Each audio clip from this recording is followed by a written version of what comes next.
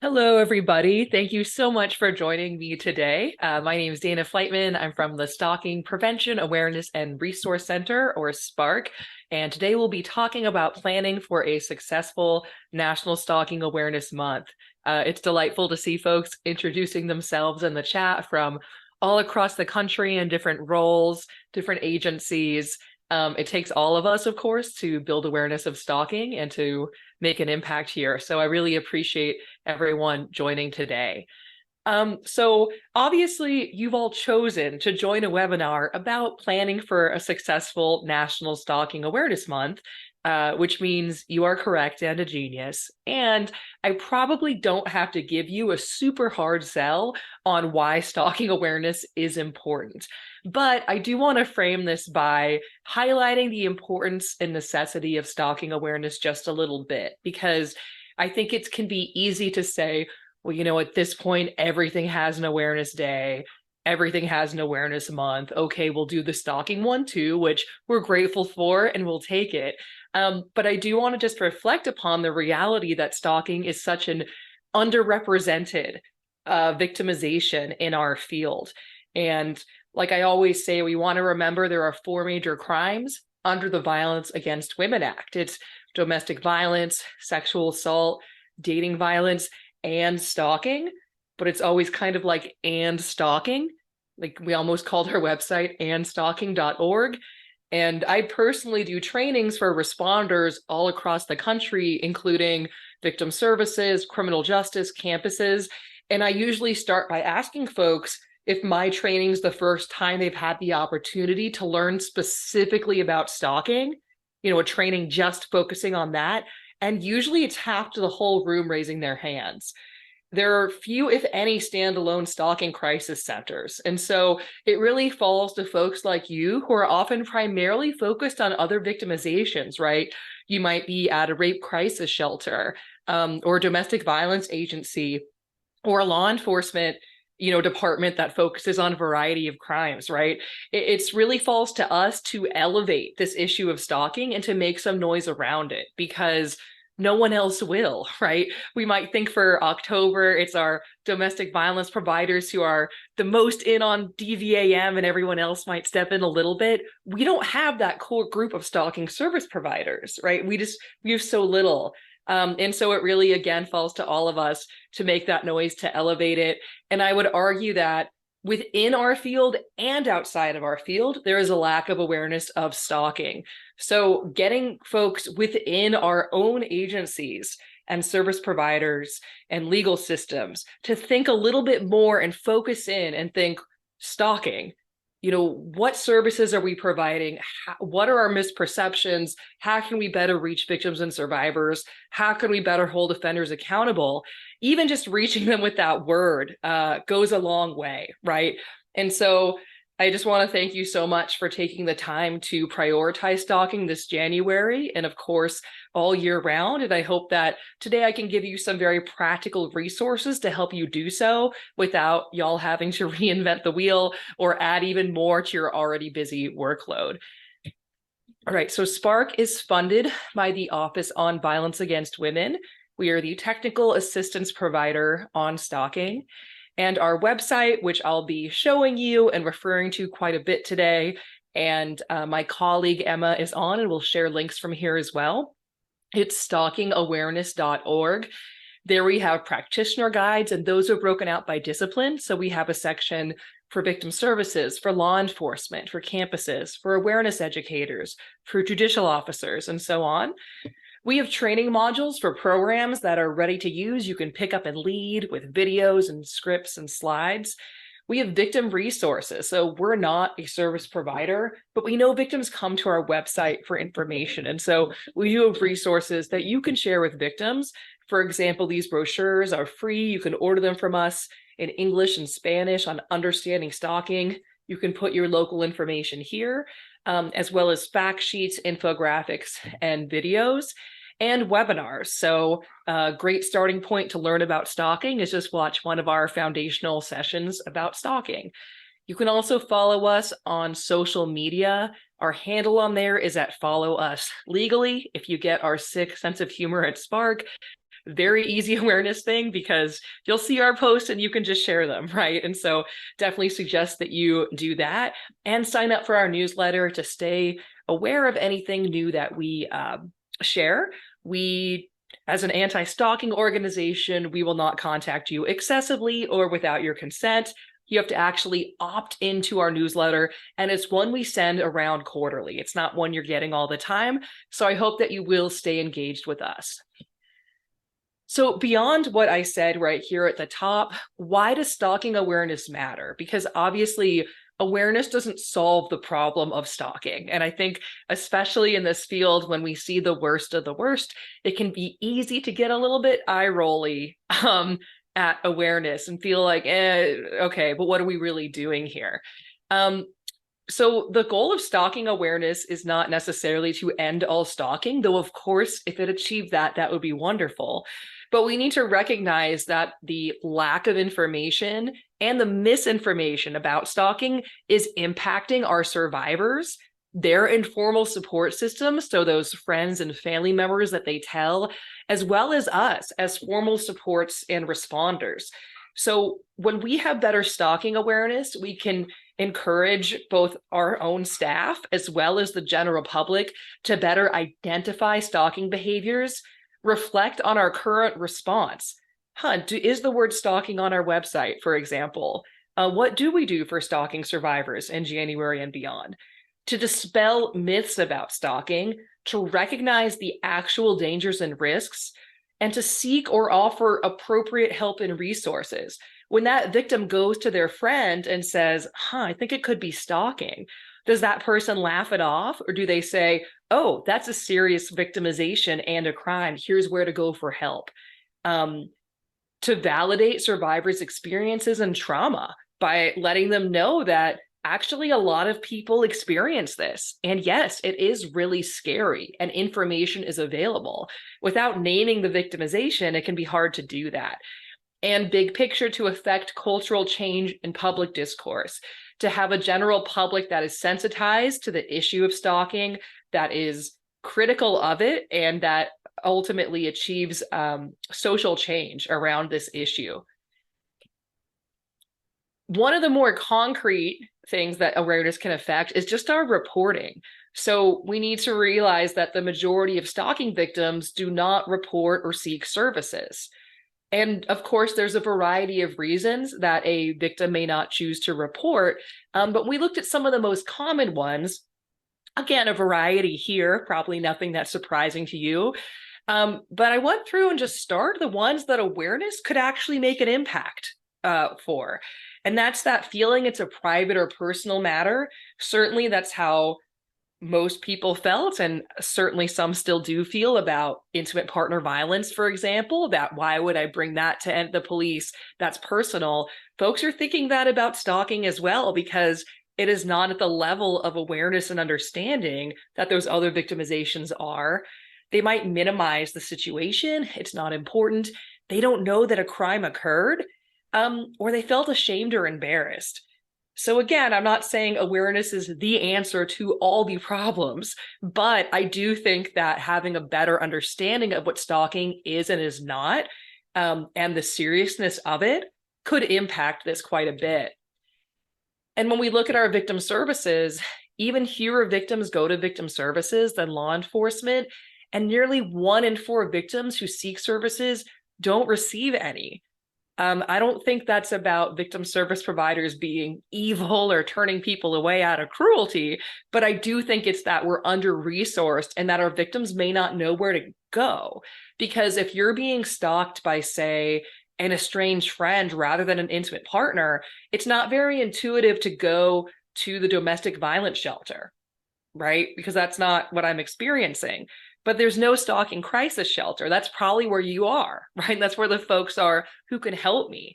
And so they might walk into the wrong door, or even if they're in the right place, the responders may not have the resources or tools, or frankly, awareness and education on stalking to respond appropriately. It's also that recognizing people aren't coming in, or general public, it's not that they have no idea what stalking is, It's that they actually have the wrong idea what stalking is. And of course, I'm generalizing here, but if you look at this slide, who looks like a stalker? Well, generally, people are going to vote for Mr. Trenchcoat, right? And we get this image of this kind of shadowy stranger. And of course, that's not the reality of most stalking offenders. And it impacts our reporting. We know that victims who knew their offenders, which is about 80% of victims, they're more likely to be scared, but less likely to report. And so, okay, what does that mean? It means that victims know they are in danger, but they don't think it matches this kind of trope or myth about who stalkers are. They're saying when the stalker looks like my ex giving me a gift instead of some creepy random guy in a trench coat, I don't really recognize that as stalking and necessarily seek help for it. And our responders are sharing that misperception, right? So this study found that our non-specialist officers and laypersons are also thinking that our stranger stalkers present a greater threat than acquaintance or ex-partner, when in fact it's the opposite. The closer someone is or was to the victim, the more dangerous they tend to be on average. And so all this to say, again, that it's not, our victims aren't coming in with zero knowledge. They're coming in actually with some misinformation based on messages they've received, the media, the casual use of the word stalking, etc. And we have to actually combat that with real information, right? And recognize how we might have internalized some of those messages as well. Of course, we know most stalking victims tell a friend, family member, or someone else they know and trust. So how that person responds makes a huge difference. And this is where I like to, just point out the casual use of the word stalking, right? So I'm sure we've all heard or said something like this, like, oh, I'm totally stalking you on Insta, saw your photos. And yes, you can use social media to stalk, but that's probably not what's happening in this scenario based on what we can see, right? And I'm certainly not saying the casual use of the word stalking causes stalking, but it does kind of dilute the seriousness of the term, right? No one's saying, oh man, that party was so lit, it's arson, right? That's not a thing.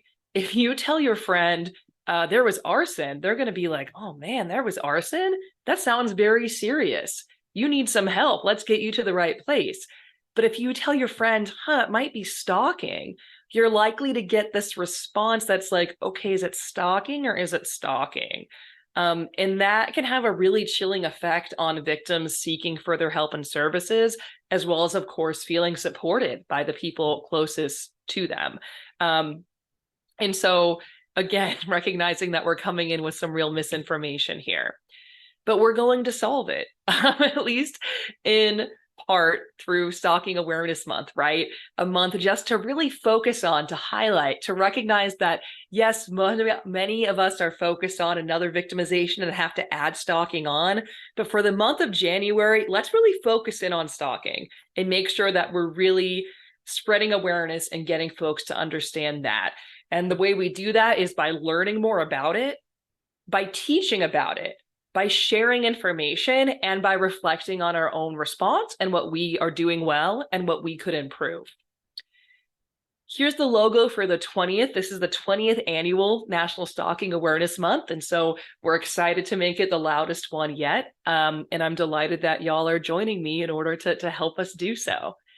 So without further ado, let's get to our 2024 materials. So I'm actually going to share our website, which of course, feel free to follow along. You can go there as well, to stalkingawareness.org.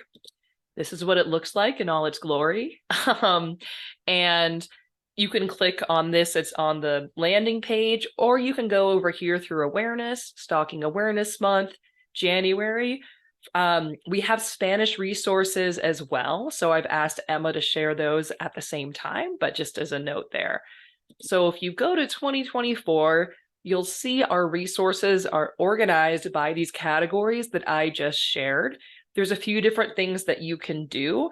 If you want to just get an overview of some different ideas, you can look at the action guide for a little bit of a summary of what I'm about to share today. When it comes to learning about stalking, if we're going to be educating others, sharing information, you don't need to be an expert on stalking to do that, right? It takes all of us to really raise that awareness. But we want to know what we're talking about. We want to feel some sense of confidence that we can answer a basic question or at least know where to go for that answer, right? And so if you haven't already, I encourage you to take some time to really learn more about stalking. That could be through attending our January webinars. We just announced these.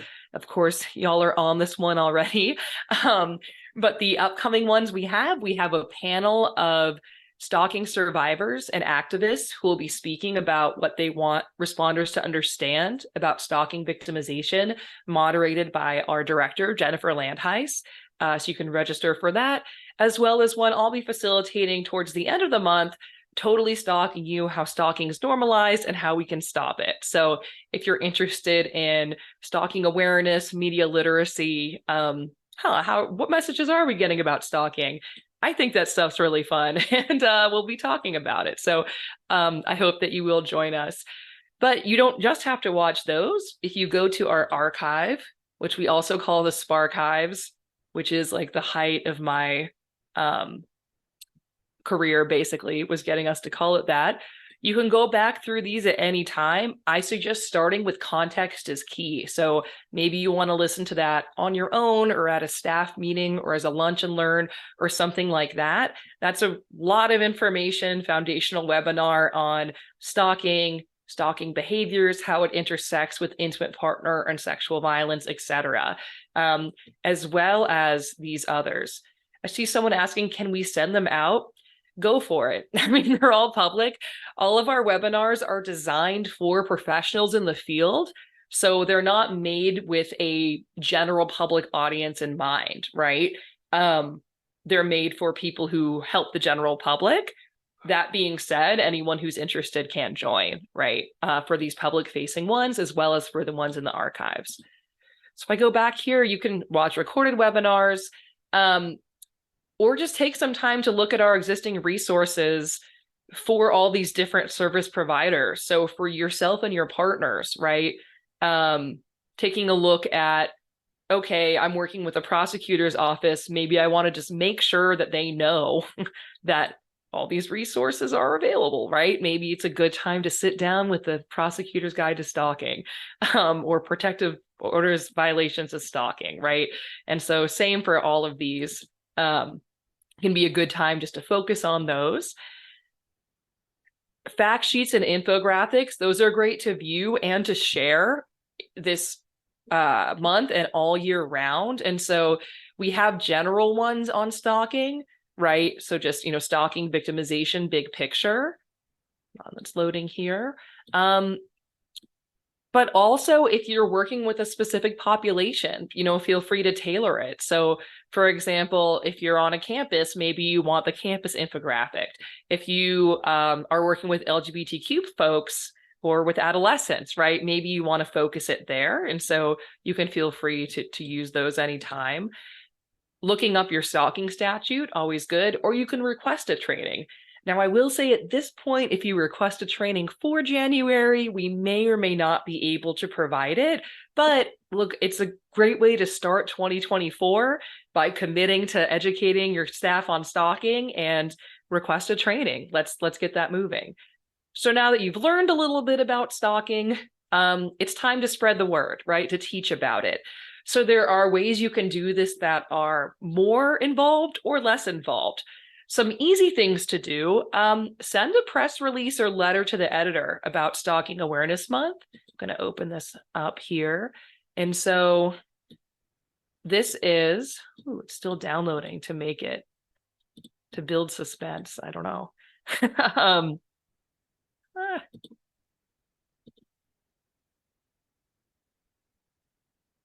Okay, and now it opened twice. Love this. Love the internet. Okay, let me go ahead and share that. Here we were in our Stalking Awareness Month materials, looking at Teach. So what I will not click on, but what one can click on is just to realize there is a press release or letter to the editor here that you can adapt. You can add your own quotes, you can, etc. But so you don't have to reinvent the wheel there. We've seen those published in local newspapers and online. You can lead a workshop on stalking using our curriculum. So whether you're on campus or in community, we have ready-to-use workshops you can pick up and lead. So of course, that's a little bit more of an involved ask than, sending a newsletter blurb or what have you.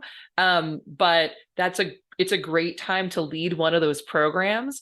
Those are available here. And I won't click on them too much, but they really are programs in a box that you can pick up and lead. They include facilitator script, slides, videos, handouts, and activities. There's a campus version and a general public version. They're pretty similar. They're just the example cases used are that we have a specific campus case in our campus one. And it's a little bit different with the information it provides. So of course, always a good time to do those programs, but particularly in January, a great time. You can also do, if you don't have time for a standalone workshop, it's great to integrate stalking into your existing educational programs, as well as a workshop if you want to talk more about media literacy. That can be a fun way to get folks talking stalking without it being quite as formal or information heavy. So we have discussion guides on all 4 seasons of the TV show You. We have slides on our website that talk about stalking normalization, and that can be a great programmatic idea as well. In terms of sharing, similar to educating, right? But just kind of let's get the word out that it's Stalking Awareness Month. We have a message that you could include in your newsletter. We have these split up for different folks. So we have one that is for youth serving organizations, for law enforcement, for DV shelters, for sexual assault focus, and so on. And of course, you can write your own, but this way, if you're sending a monthly newsletter, hey, let's copy and paste something about Stalking Awareness Month and where folks can go to get more information. We also have our daily social media posts. Of course, we'll be posting these every day, and we encourage you to do so as well. You can follow us and just share it, right? So especially on Facebook or on Twitter, just click share, or you can post them from your own account. This is a little preview of what the posts look like. So you can see what we're planning to post, which day. You can download that particular one. Or if you go here to the social media toolkit, you'll see a chart that includes a visual of the post, as well as the caption that we're planning to share. So if you're thinking, well, what do I say about this? Well, that's right there too. You can just copy and paste it. Now, of course, we'd love to see you posting every day. But if you're thinking, yeah, I don't think we're going to do that, you can also look through and find a few that resonate best with your mission and agency, right? So for example, if you're a rape crisis shelter, maybe you want to share this one that pertains to stalking and sexual assault, right? And focus on that. In addition to this kind of more general, it's Stalking Awareness Month one that hopefully everyone can post at some point in January. So yes, we'd love to see you post them all on that day or what have you, but also, feel free to go through and see what's going to be the most relevant for your audience and for your mission. We also have short videos about stalking, again, can be shared all year long, but an easy way to get folks thinking about in just a couple minutes. So we have some that talk specifically about some of the intersections, as well as just a little bit on what is stalking. And so also nice to share during January. And you might be seeing a theme here. We really do have resources and programs for year round. So it's just, let's remember those. The idea is to have a proclamation of January as National Stalking Awareness Month. And folks have gone to their counties as well as their states and gotten that proclamation. We generally get that nationally through Congress in January as well. And so we have the language for that proclamation here so that you can adapt it if you like and just go ahead and share that for your advocacy efforts. And there's an endless number of events that you can do, from something as simple as tabling on a campus to do some kind of TikTok challenge on social media or lead a program. There's a lot of creative ways, and we have some ideas here. And reflect. So one thing I really particularly like, we have fillable certificates where you can honor the people who are making a difference on stalking in your community. So, of course, our message, we're often saying, hey, we need to do more, and there's validity to that. But there's also, of course, really inspiring folks doing incredible work already. And so this is something that you can share with those people in your community, right? In honor of Stalking Awareness Month. We also have this commitment pledge. This is nice because it's just a little bit more actionable than a social media post. So do them both, right? Don't do one or the other. But if you are doing, say, an in-person event, it's great to take a look at this pledge and have the participants consider signing this, which really is just a personal pledge that affirms their commitment to knowing it, naming it, and stopping it, which is our National Stalking Awareness Month theme. And thinking about, I'm going to educate myself, believe survivors, speak up when I see stalking misrepresented, and, really use my voice. And so that's something that folks can do. See, we have so much stuff, and I'm seeing what else I want to highlight here. And in terms of reflection, I particularly like these checklists for professionals. And so this is a great thing to do at a staff meeting. We have them for campus, for law enforcement, as well as for victim service providers. And just think through in assessing your efforts, right? Is the word stalking on our website? Do we participate in Stalking Awareness Month on social media to the extent that we do Domestic Violence Awareness Month or Sexual Assault Awareness Month? Do we have brochures? Do we do at least one event, for stalking, if we're doing something for abuse or sexual assault? How are we serving survivors and victims? Are staff trained on that? Do our policies reflect that, et cetera? And so it's a great activity to do that in-house, to just kind of say, let's reflect on our response here. And you can also make your own to-do list and check things off as they're completed, right? So how did I learn? Did I watch something recorded? Do I attend something new? Did I take a look and read something? How did I teach? Did I host something or plan to host something, right? I requested Spark at a training. Did I plan an awareness workshop? Did I integrate stalking into a prevention program? Did I send a letter to the editor or include it in my newsletter? How did I share it? Did we share it on social? Did I share a video or fact sheet, or make sure that, our LGBTQ student center has those infographics now, for example? And how did I reflect? Did I honor people and think about who's doing a good job on this in my community, and think about those checklists? So those are some of the major things that one can do. I'm going to go back into the PowerPoint now. And of course, as you can see, there's a lot more, but our goal is really to make it as easy as possible without y'all having to reinvent the wheel, because you already have plenty going on. So we just want to have resources that you can pick up and share. I often get the question, can we use this? Or can we just pick this up and use it? And the answer is yes, that is exactly what it is there for. If you want to put your logo on it, go for it. If you want to design your own, you can. Whatever is going to work for you and best reflect your community and what you think they'd be interested in is absolutely fine. Of course, we like credit for the materials that we create. So we appreciate a, courtesy of Spark and a link to stalkingawareness.org. But absolutely, you can take and run with any of these, from the workshops to those social media posts, etc. Here's just a little overview here.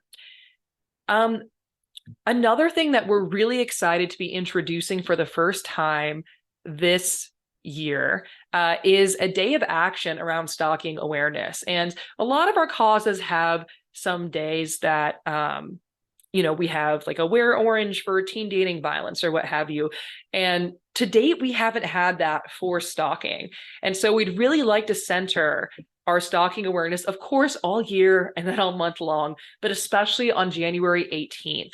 And we have a good reason for that. And we have this promotional video that, of course, as I'm looking at it, says cannot play media, even though I tested it right before this. So I'll go back into the website and see if I can play it from there. But there's a video that explains why. And if it doesn't work, I'll just explain it to you. So it's actually here on our website. If you go to our main page, you can get to it here, or under Stalking Awareness Month, where we were, Day of Action, January 18th. And here is that video. So hopefully just confirm for me in the chat that y'all can hear it. Can you guys see that? Dana, can you see that for me? All right, well, I'll just go ahead and send y'all the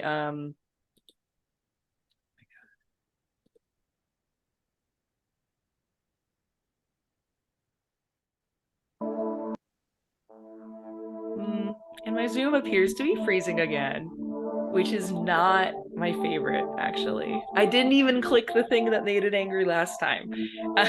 So I'm gonna try to go back into the webinar here. Let's see.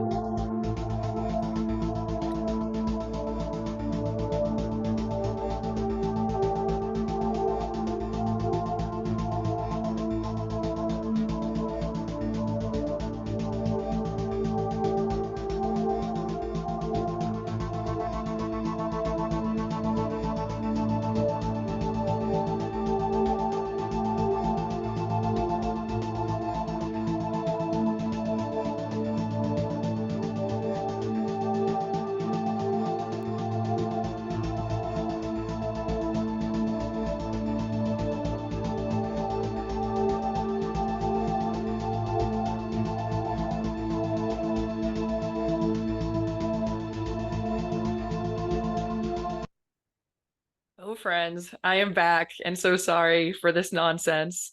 I will never click on anything again, and I have learned. So I'm just going to go back into the webinar, but hopefully you had a chance to click around that page a little bit. So what this really was an exercise in self-directed learning, the most important of the adult learning principles. So hopefully that's what you did, and you clicked around a little bit and were able to watch that video. Let me go back in here. Okay. All right. A fun review of where we've been here. Okay. Okay, so I will not try to play the video. Hopefully you watched it, and what it explains is that the reason that January 18th is our Day of Action is because that's actually the anniversary of when Peggy Klinke was murdered by her stalking offender after reporting it many times, documented everything, really doing everything right. And her sister, Debbie Riddle, who we still work with closely and is a wonderful and inspiring activist, is one of the founders of National Stalking Awareness Month. She designed our logo. She'll be speaking on the panel that I mentioned earlier. And so this day is really honoring that, and the idea that we can bring back the sparkle, we can shine some light and really bring stalking to the forefront. And so I hope that you will join us in wearing something sparkly or doing something sparkly and taking a picture. It may seem like a small thing, but for a cause like stalking that has yet to have a day of awareness that's very visible like this, I think it can go a really long way.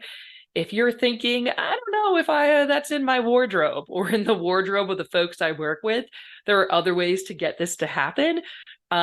Save some of that holiday decor. There's often lots of inexpensive sparkles that you might already have for your winter holidays and or for New Year's. Take a picture in front of a sparkly curtain or some tinsel, get a hat going, or of course, if you got a lot of sparkly clothes, this is your moment to shine. But there are different ways to do this.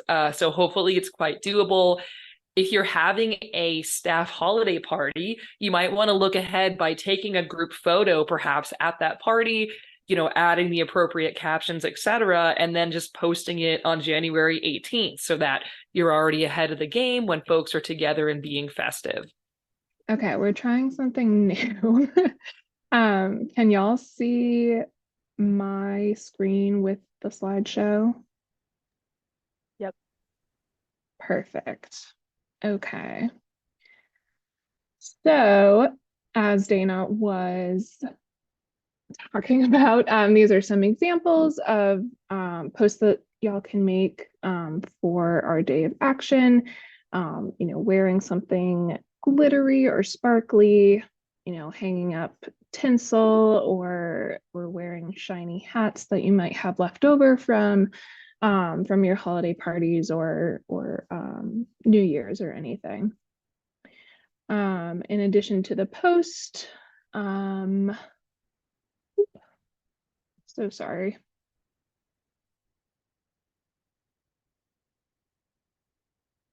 There we go. These are some other examples of what you could do. I believe Dana talked about the commitment pledge already. You could print out the daily posts that we have up on our website and put out like a poster board kind of thing. These are some examples from previous Stalking Awareness Months. Missouri State did a table with different fact sheets and infographics, which is great. Same thing here. Another fact sheet. You can see that our brochures are on the table here. We have these posters that are available on our website also. You can print them off yourself, or if you fill out the order form, we will send you print materials. Dana has this really cool Spotify playlist all with songs that normalize stalking behaviors, which is pretty cool. We've heard of, excuse me, of campuses or other organizations doing like a karaoke night with songs from that Emma, can you playlist. hear me okay? I can hear I've you. reemerged. You can? I can. Okay, I'm so sorry to everyone about all the things. Emma, if you could scroll ahead, I'm just seeing the Yeah. examples still on my screen, but I don't know if that's true for everybody. Obviously, my Okay. screen is not a good example of how to behave. Um, Okay. but I can you see the proclamations screen? I know you're busy and to have a bunch of glitches is frustrating. Now I'm seeing the press releases. Yeah, so yeah, I mean, I try to share mine again, but I'm scared to do that because of the drama. Let's see. I think, all right. Maybe if I just don't click anything. Okay. All right. So thanks so much, Emma. And again, apologies to all. Oh, now it's playing. Okay. Okay. So as Emma said, January 18th, Day of Action, Sparkle Against Stalking, examples. And you can basically extend this, right, by adding things to it. Perhaps it's the photo plus. So in this example, somebody actually printed out our social media posts and put them on a board and made kind of a display in person. Some of the examples, just tabling is great. And we have everything you need to set up a table. Make sure you tag us and tag hashtag NSAM 2024 because we love putting all this stuff out and making it really accessible to everybody. But then we don't always hear how it's used, right? So when we see things like this, it really makes us happy and lets us know that what we're creating is helpful and is something that you need.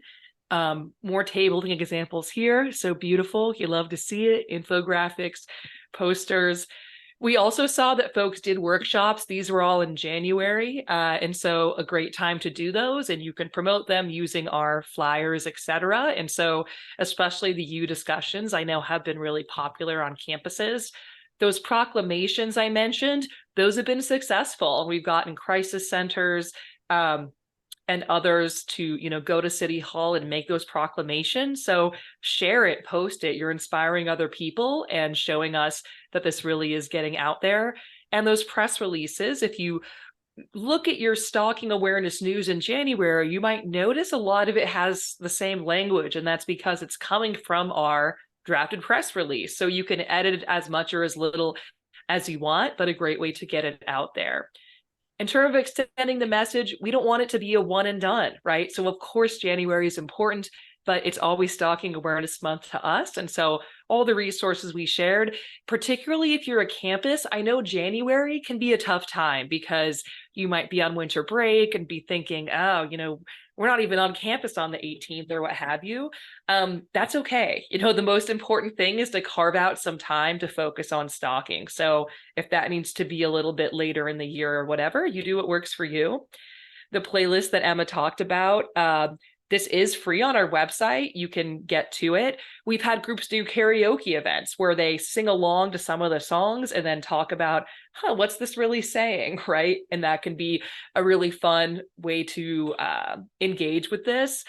And also to encourage folks to bring their own songs, right? Because this kind of gets people thinking about how stalking is normalized, and then they're more likely to be critical of that in a variety of contexts.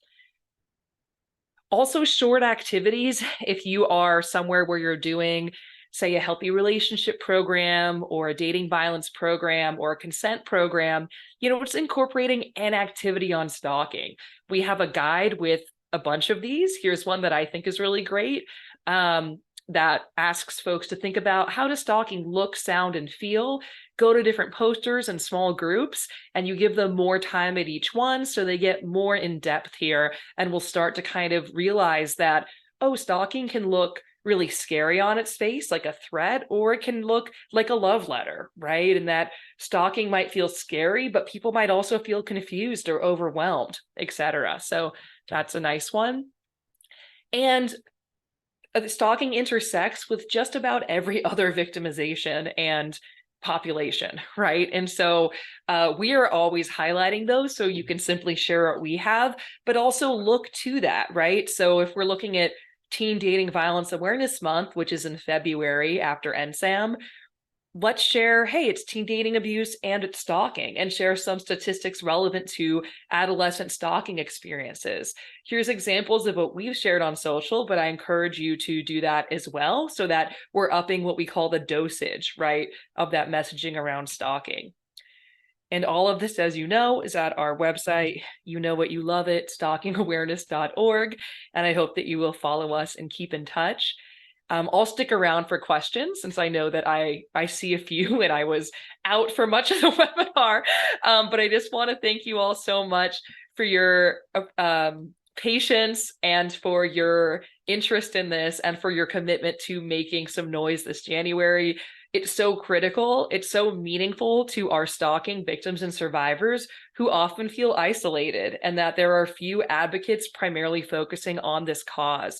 And so everything that you can do, from adding we have signature lines you can download and just put in your email to let folks know it's Stalking Awareness Month, all the way up to letter to the editor or doing a big event or leading a workshop. Really anything you can do to up how much folks are talking about and thinking about stalking makes a huge difference.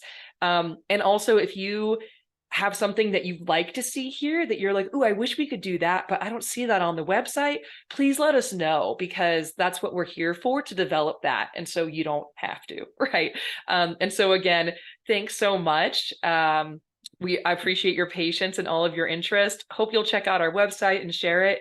And now I will go to questions. Of course, I understand if folks have to go. I know we're over time a little bit. So let's see.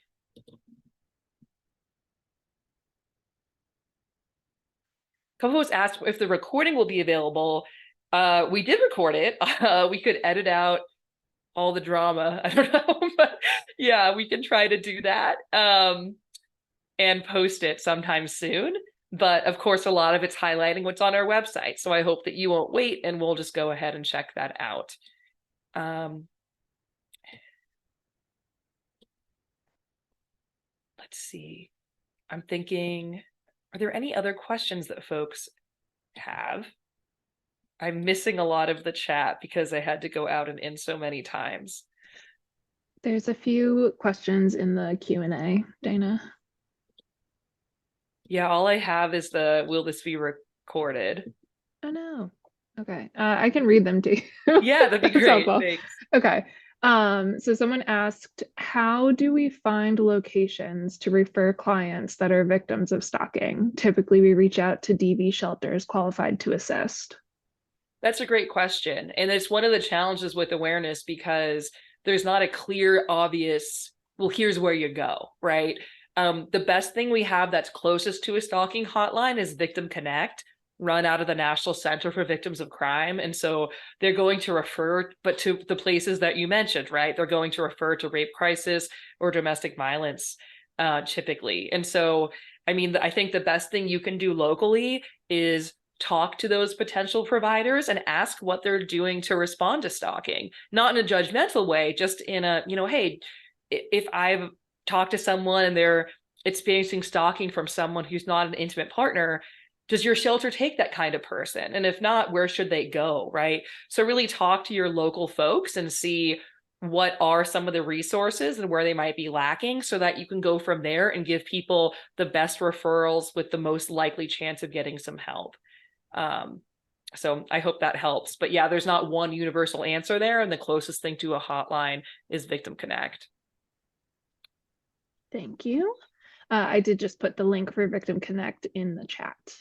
Someone else asked, how can we help those who grew up in coercive situations and as a result, despite talking to you, still feel they should brush off stalking behavior as though they're the problem? I guess I heard that as kind of who are minimizing their own experience of stalking. I think that, I mean, that's tough. And a lot of victims, regardless of the amount of trauma they grew up with, do minimize stalking because of the kind of messages they've received. One really good step that I would suggest would be to encourage them to take the Stalking and Harassment Assessment and Risk Profile, or SHARP, available for free at coercivecontrol.org. This is a questionnaire that just asks a bunch of, hey, has this happened? Has that happened? Are you feeling like this? Are you feeling like that? And then it creates a narrative report and a risk assessment. It looks at 14 risk factors. That's helpful because if you have a victim who's really minimizing what's going on, but you're concerned, kind of say, well, let's just see what the machine says. Let's just see what it says. And then that's often a really eye-opening moment for folks when they see that, oh, this says I have 12 out of 14 risk factors and all this information about stalking and how dangerous it is. It's not that we want to unnecessarily scare people, but we do want them to take what's happening seriously, trust their instincts, and not repress them, right? And so I think that can be a helpful step to have them do that assessment, as well as just sharing some information on stalking and its dangers, unfortunately, and letting them know that, this is prevalent, it's criminal, it's traumatic, and it's dangerous. And to really talk about those facts and have them maybe explore the Spark website for a while and learn more about it, I think can go a long way. Yeah. Thank you. Another question came in that says, I work with a population where many folks identify outside the gender binary, with many gender non-conforming folks. I confess to not having done an exhaustive search of your available materials, but wonder if there are options highlighting statistics, resources, etc., for victims other than those who identify as quote unquote women. Yeah, I hear that. And we have some, right? The problem is there's really a lack of research on stalking generally, and particularly on stalking in specific populations. So a lot of the research that does talk about stalking might include sexual orientation, and some of those include gender identity, is just the whole LGBT, and some don't, and some lump it all together. And so it's really hard to pick out the data. That being said, everything that we have been able to develop, we do have on our website. We have an infographic and fact sheet on stalking in the LGBTQ community that does point out the T, right, and some gender nonconforming. And we also have a guide on working with those victims that we developed in collaboration with Forge, which focuses on transgender and gender nonconforming folks. And so some of it is more sexual orientation oriented, some of it's more gender identity oriented. But that's really everything that we have been able to develop, honestly, and we absolutely need to do more as well. Forge is also a great resource for those kinds of resources and adapting them. Yeah, Forge, you got it in the chat there. And I'd also say, you know, what we know from the research from like campus studies is that our gender nonconforming folks do experience higher rates of stalking than our cisgender people, right? We know that from small campus studies. We just don't have an amazing comprehensive study that we can point to and highlight there. But I think the same challenges in terms of, you know, what is making these folks a particular risk, what makes them vulnerable, what makes it hard for them to access resources, and what are the biases that can impact how they access resources. That's going to be the same for stalking as it is for domestic violence and sexual violence and other related victimizations, with the added level of there's not that much available for stalking in the first place. So I think a lot of your knowledge there is relevant to the stalking issue as well. But feel free to reach out and see if we can develop something more for you, because I agree it's so important. We want to include everyone. We know that, you know, 1 in 3 women, 1 in 6 men, and a whole lot of gender non-binary folks who are not being captured by that data are victims of stalking. And we want to make sure that we're representing all of our victims. Righty. And then the last question was basically how to engage young men in speaking out against stalking behaviors. Yeah, I think when we look at engaging men, and I've done some work in the past around kind of healthy masculinity and, you know, how do we engage men and all of that. I think a lot of the same bystander intervention programs that have been popular kind of with that lens can be applied. We can include stalking in those. Like if we have a scenario about sexual assault at a party, why not have a scenario about, say, an ex-boyfriend stalking an ex-girlfriend, and what that mutual friend could say to intervene or to stop that, right? And so, you know, we can incorporate it into the work that we're already doing to engage men in that cultural shift way, that like, ooh, I don't know, just because she went to the bathroom, I don't think you should look at her phone, like that's not cool, kind of thing. I think also, similar to consent education, that idea that, you know, we're looking for enthusiastic consent when we're talking about sex. We're looking for relationships with people who want relationships with us when we're talking about relationships, right? And so stalking is really that same kind of entitlement and not feeling that you need to respect somebody's boundaries. And so it's a lot of the same, in my opinion, underlying attitudes that come up in when we're addressing sexual violence or dating violence. And so it's really just expanding that and naming stalking within that can be helpful. So I hope that helps. I'm happy to talk to you about it in more depth. I know we're about to lose our interpreters. They've been very generous in saying extra time, so thank you. So I have to wrap up here. But again, thank you all so much for staying with me and for your interest in Stalking Awareness Month. Don't hesitate to contact me for any information, new resources, questions, etc.